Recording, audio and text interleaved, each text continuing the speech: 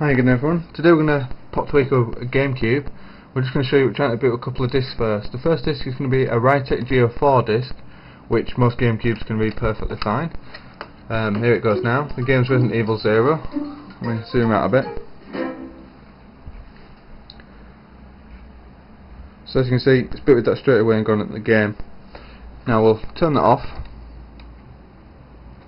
Let the disc spin down. And we'll try a cheaper media, which has got the disc ID of AML. Never heard of AML. And you see when it tries to boot this disc, same game,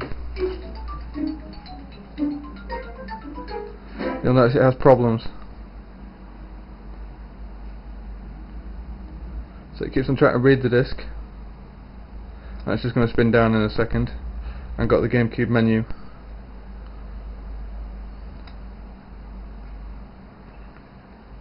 Right, it's spun down there, and it's going into the Gamecube menu. And if we get the controller and we go to gameplay, no disc. So what we're going to do is we're going to tweak the pot, and we'll disassemble and show you how to do that now. So now you can see this is our drive board again. If you need help disassembling the Gamecube, please refer to my modchip video where I go through it. I'll put a link in the description. This little screw here is the pot, or potentiometer, but we'll just call it the pot, and this is our multimeter. So what we want to do is we want to measure the resistance going across the pot, and to do that we'll put the black probe to the left of the pot and the red probe to the right of the pot, and if you look at the multimeter, it's got a reading of 293, which is quite high. Not that high, but we want it lower. In the wild you'll find Gamecubes anywhere from 160 to around 700. We want the golden area, the perfect area, is between 180 and 220, so we're going to try and set it for around 200. Now to do that, we just turn the pot. This is just a screw, so we turn it anti-clockwise to lower it, and clockwise to increase it, and we want to lower it, but you turn it only a tiny amount at a time. Try and get an angle so you can see.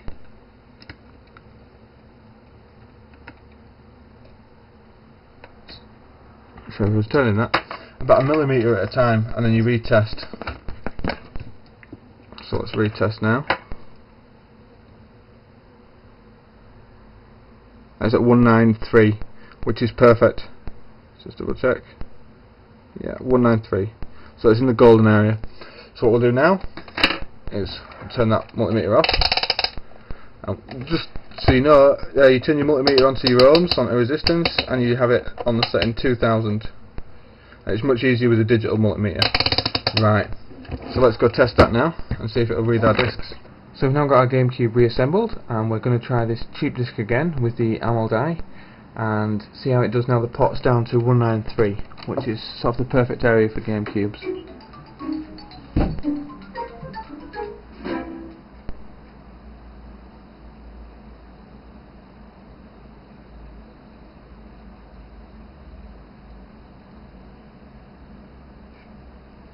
And there we go, it's booted first time. And while we're here, we'll just make sure that our Rytec Geo4 still boots. So let's power that off and get our Geo4 disc and make sure that still boots.